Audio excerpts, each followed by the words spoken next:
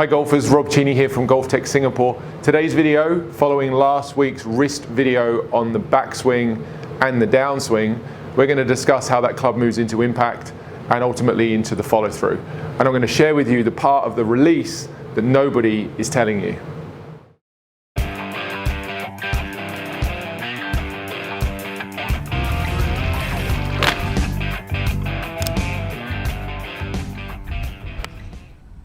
Swing. That was a good swing. Guys, before we get started on the video today, I just want to say welcome to all the new subscribers to the channel that have joined recently. Just so you know, I'm just shy of that 10,000 subscriber mark. If we can get over the line, I'm going to be offering a free online golf lesson to one of you. So make sure if you're not already subscribed that you do, and stick around to the end of this video to find out how you'll be eligible for that free online lesson. So in last week's video I discussed how the wrists move in a couple of different ways to promote good wrist angles in the backswing and then in transition and into the downswing. Today I want to talk to you about how those wrist angles continue to change throughout the time and space of the swing, and I'm going to give you two specific release types that will be specific to your ball flight. So I'm going to have one if you're more of a slicer, that will be more appropriate for you, and I'll also share with you one that you should be trying if you're someone who struggles with overdrawing or hooking the ball. As I touched on last week, this is a complex subject and one that a 10-15 minute video probably can't do full justice to, but I do hope to share with you some ideas and concepts that can help. I know last week's video, which if you haven't seen already, please do go check it out. Last week's video helped a lot of people understand how the wrists should move, and I'm hoping that today will be the same. So I'm going to break this down into some slightly different sections of this video. I'm going to start by talking about probably what is considered the most common way to release the club, or at least that's what I see taught to the masses, and that's this idea of pronation and supination, or rolling of the wrist and forearms to help to close the club face. It's taught like that, I think, for a number of reasons. I think people believe that that helps you to draw the ball. I think people believe that helps you to swing faster, and there's some evidence that I would agree with that the rolling can produce some speed for sure. But this idea that the club head having to roll and close extremely fast through impact to impart draw spin on the ball is an incredibly false myth that it still exists to this day. The golf ball is on the club face for such a short amount of time. It isn't acting like a tennis racket where the ball is compressing and staying into the strings for such a long time that you can impart top spin or side spin onto the tennis ball. The golf ball gets its information from that moment of truth, that impact, and the club face is responsible for the initial projection of the ball. That means where the club face is pointing will have the largest influence on the starting direction of the ball. And if you think about that for a minute, that means that if I'm a right-handed golfer aiming at a target in the distance and I want my ball to draw, when I make contact with the ball, I need my club face to be open to the target. It obviously needs to be closed to the path of the swing, but for me to project this ball slightly to the right of the target and then to have it draw back to the center, my club face needs to be open, not closed. And there's this myth going around that slicers have their club face wide open and hookers have it closed. I can tell you that the best players, when they're hitting draws, they have the club face open when they hit the ball. So very quickly, if you buy into that theory that you need to roll the club as you hit the golf ball, roll these forearms and these wrists to draw the ball, I'm going to show you that that's false just by making a swing, hitting the ball, not rolling or closing the club face at all, and just stopping where that club face certainly hasn't rolled over one bit. And in doing so, you'll watch the screen and you're going to see the ball curve from right to left. That means that the draw isn't coming from the face rolling over, it's coming from the path of the swing being more to the right than the club face.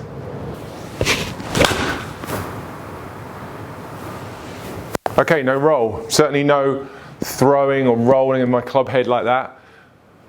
Ball started slightly to the right, curved to the left, which would be the expectation for me. That's how you hit a push draw, with a club face that is open to the target. If you take a look at the screen there, the face was 1.2 degrees open to the target, so that's not a closed face at all. Slight toe strike, path 7 degrees into out. There's a slightly exaggerated or extreme drill to produce the ball flight that I was expecting, which would be a draw, but the point I'm making there is that to draw the golf ball, you do not need to be rolling the club over. That is killing a number of you in terms of your goal and your intention to learn to draw the golf ball. Not only does that not really help you to draw the golf ball, the intention of rolling starts to throw this club head out on the downswing too soon. This pronation of the trail arm gets the club coming out too soon and begins to shift the swing direction to the left. So actually, not only is this not helping you to draw the ball, it's actually encouraging you to swing more across the ball, and as a result, be even more of a slicer than you already are. Now, if you manage to get this club coming around, square the face up to it somewhat reasonably, you just start hitting the ball straight left. So you now have this huge pull to the left, which is actually quite powerful when you line the face up, or you get sick and tired of hitting it to the left. So as you start to come over and try to square this face, you still learn to keep the face more open than you need to and hit these very weak slices off to the right. So the first part of this video is to help you understand you do not need to roll the club head in the release to hit a draw or to stop your slice. Okay, so now we're on the same page, hopefully, as far as the rolling aspect. I just want to touch on what does happen and to give you a couple of ideas about what you should be doing in the release of your golf club, depending on the type of player and type of ball flight that you generally have. So I'll say a couple of things first of all. Just a reminder from last week's lesson that we're talking about the movements of the wrist in this plane, which was be extension or cupping, and flexion, which is also referred to as bowing the wrist or arching the wrist. So you've got flexion, extension in this plane, and then up and down, we've got the upward movement is this radial deviation or cocking of the wrist, and the downward movement of the wrist is called ulnar deviation, and it's the uncocking of the wrist. I think a lot of the time the release is also discussed in this flexion extension plane of motion, often seen or referred to as flipping. Now there's no doubt whatsoever that as the club is reaching impact, the lead wrist, we'll talk about the lead wrist, is going from hopefully a fairly flat or slightly flexed condition where it's got some flatness or even some slight cupping to it, or beg your pardon, some bow to it, so flat or slightly flexed. And as it gets from P6 towards impact, there is no doubt at all that this is moving towards extension, 100%. Okay, there's no argument from me that someone is adding flexion as they come through the ball and leaning the shaft like this through impact. That's not functional at all. Having said that, the vast majority of golfers, and that probably includes you if you're watching this video, are moving that wrist into extension too soon, and that's where you see the flipping and consequently the contact issues that causes when you see your swing. So that causes you to hit the ground before the ball because you're making this radius too wide too soon. So although the wrist is moving into extension, most golfers don't need to encourage that to happen more. There will be a few. There'll be some players, generally speaking, they're the strongest, fastest swinging players, who end up having too much shaft lean at impact, and we want to take some of that out. But I promise you that is a very, very rare lesson that I teach. So given the likely odds of that person being you, I would suggest that feeling like you have a flat left wrist when you hit the ball and a slightly bent or cupped, extended trail wrist when you hit the ball is first of all a good place to strive for. And I've covered that in other videos. The flying wedge drill video, which you can watch, is a good example of how you can get a sense or a feel of that position. But today I really want to move into the follow through and how those angles come out, what to expect, and what to practice depending on whether you're a hooker or a slicer. So as we move into the finish, please understand a couple of things. First of all, this speed has to go somewhere. The speed of the golf club, depending on how fast or slow you swing, it still has to go somewhere. And what I mean by that is this is going to come out in form of some wrist motion, some rotation of the wrist, flexion extension, ulnar radial, some pronation, some supination. This speed has got to go somewhere, and you'll often see it also going into the up the arms and into the elbow joints when you start flexing your arms in the follow through. A lot of that's down to a poor body motion into the follow through, and I've certainly covered that on other videos previously. Today I'm going to stick to just talking about the wrists, and really I want to talk to you about the wrists just in one plane of motion, and that's this up and down motion, radial and ulnar, and how you can use this information and understanding of how that club moves in this plane throughout the swing to really improve your ball striking and to change the way that you curve the golf ball. So for you slicers out there who suffer with that curve to the right-handed player, who hit weak shots and who are struggling to straighten that ball up and hit more fairways and ultimately hit the ball more distance, I'm going to talk to you about, as you come into impact, striving to feel like you uncock your wrists as much as possible. So when you hit the ball, feeling like the handle is higher than it was when you started at setup, and a sensation as you come through the ball that you're keeping these wrists uncocked. The club head feels like it's very close to the ground as I do this follow through. My wrists are uncocked, and my arc of my swing, it feels very wide. That means I've got the end of the golf club here as far away from me as possible.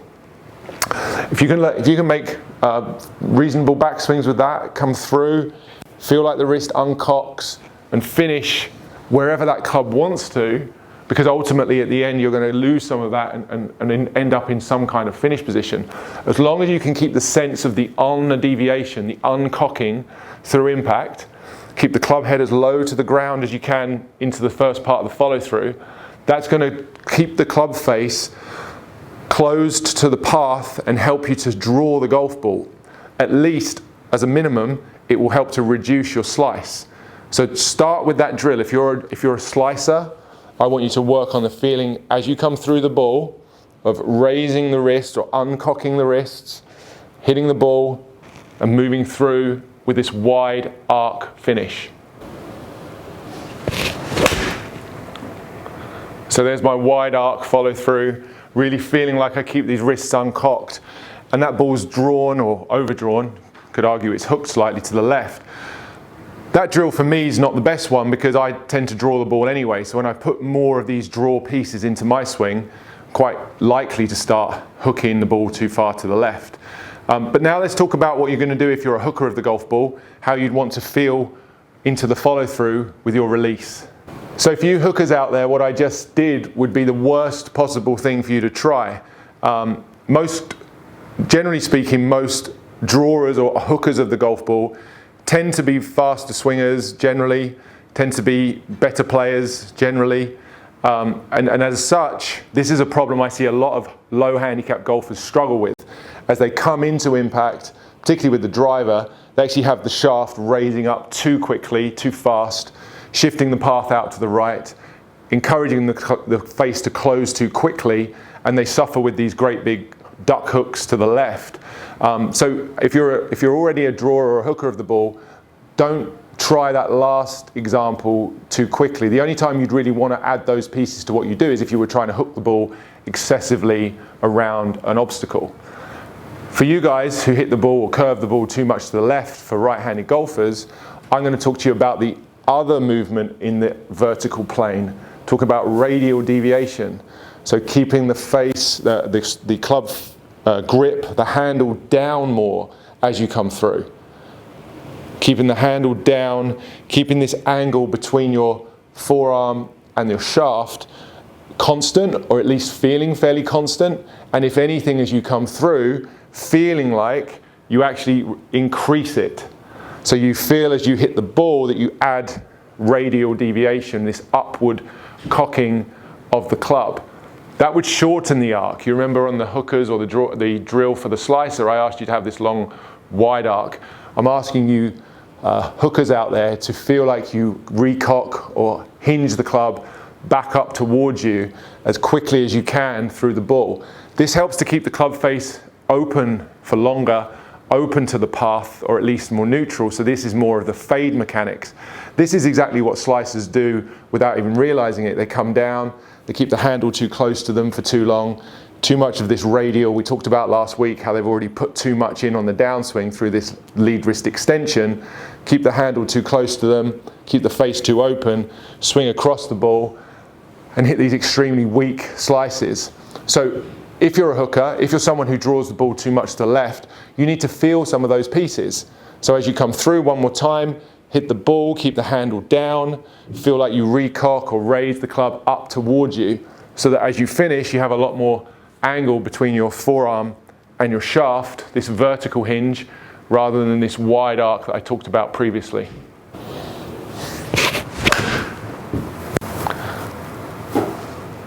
Okay, that's a nice shot. That one's flown pretty straight for me. So that's a pretty good feel for me, that sensation of recocking or hinging the club upwards, back up towards me in the follow through, because I tend to overdraw my balls. I tend to hit them too much to the left when I'm playing on the golf course. So that's a really nice feel. It's one that helps me to still hit the ball hard, but not feel like I'm going to lose it to the left. So there's a couple of examples there of how you can use the understanding of the ulnar versus the radial, the up and down cocking of the wrists throughout the swing, particularly throughout impact, to influence the face relationship to the path and how that changes your shot shape from whether you become more of a hooker or more of a slicer. So there you have it, guys. Thank you so much for watching. I hope that insight into the wrists, particularly in this plane of motion, gave you some useful info and tips that you can take to the driving range next time you play. Once again, so many of these drills and these feels can be practiced indoors. I know a lot of you are stuck in the middle of winter right now. Others are stuck in lockdown due to the pandemic. So this is stuff you can actually work on and practice in the comfort of your own home. So do give that a try. I do want to hear from you if you found that useful. I tried to be specific. I tried to be clear in terms of how to do the drills. And I tried to make sure that there was something out there for everyone, whether you be a hooker or a slicer. As mentioned at the beginning of this video, I'm going to be giving away a free online lesson to one of you once I hit 10,000 subscribers. To be eligible for that, I need you to do three things. Comment on this video, use the hashtag gridlife, and make sure you post your comment down below about how useful you found the video. Number two, hit the like button. The more likes this video gets, the more people get to see it. I appreciate that support from you. And number three, make sure you're subscribed. If you're not already, do hit that subscribe button. Get us to 10,000 as quickly as possible, and I'll be giving away a free online lesson. So once again, thank you so much for watching. I do hope you found the video useful. I'll be back again next week with another video for you. In the meantime, take care, stay safe, and I'll see you all again very, very soon.